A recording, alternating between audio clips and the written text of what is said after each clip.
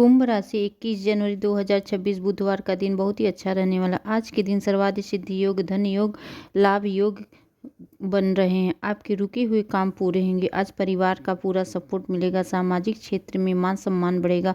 आज के दिन व्यापार के सिलसिले में आपको छोटी यात्रा पे जा सकते हैं, जो आपके लिए लाभदायक रहेगा।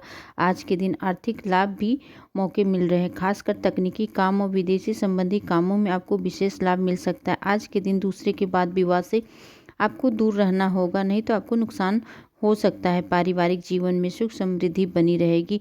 वैवाहिक जीवन आपका सुखमय रहेगा। आज के दिन वाहन का प्रयोग करते समय सावधानी रखें। नौकरी करने वाले लोगों के लिए तरक्की के योग बन रहे हैं। आज का शुभ रंग रहेगा आपके लिए पीला। शुभ अंक रहेगा 7। आज दोपहर 2 बजे के बाद आपका दिन बहुत ही शुभ होने वाला। आज का खास उपाय, भगवान गणेश को दुर्वा घास अर्पित करें, जिससे आपकी हर मनोकामना इच्छा पूरी होगी।